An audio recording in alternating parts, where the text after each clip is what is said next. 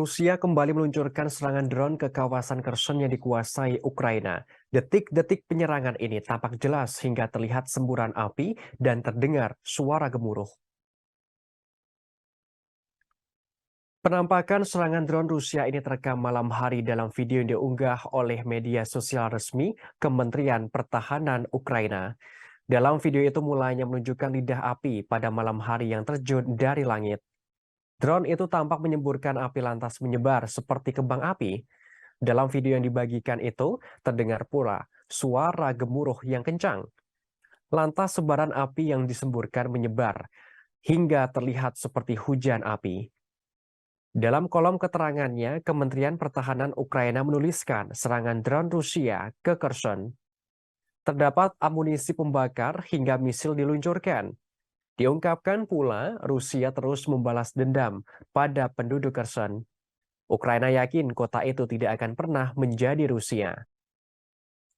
Sebagaimana diketahui sebelumnya, serangan Rusia ke Kherson terjadi pada Rabu 28 Desember. Pemerintah Ukraina mengungkapkan serangan Rusia di Kherson untuk menargetkan warga sipil. Rusia terus melancarkan serangan bak membuat neraka di Ukraina. Ukraina menilai serangan itu sebenarnya menargetkan warga sipil di Kherson.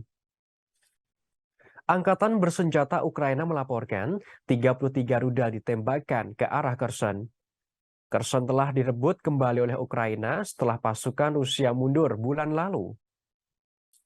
Militer Ukraina juga melaporkan pertempuran juga terjadi di sekitar kota Bakhmut dan daerah-daerah lain di kawasan Donbas, Ukraina Timur. Namun di sisi lain, Rusia membantah menargetkan warga sipil di Ukraina. Rusia telah bertekad bulat untuk mencapai tujuannya di Ukraina. Kini serangan terus digencarkan di 4 wilayah caplokan hasil referendum yang dikuasai sepenuhnya. Menteri Luar Negeri Rusia Sergei Lavrov memberikan penjelasan. Ia mengatakan Rusia akan menang berkat ketekunan, kesabaran, dan tekad. Pihaknya akan mempertahankan tujuan mulia yang vital bagi rakyat dan negara Rusia. Tak hanya itu, Lavrov menegaskan kembali sikap Rusia untuk melanjutkan pembicaraan damai.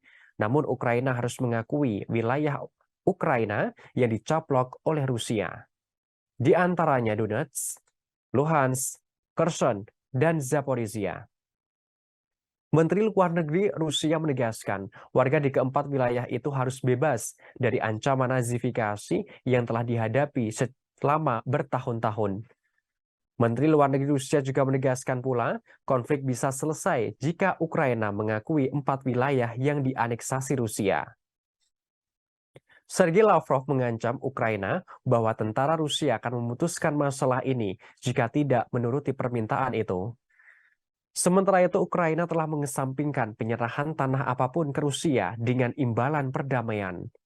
Ukraina secara terbuka menuntut Rusia melepaskan semua wilayahnya.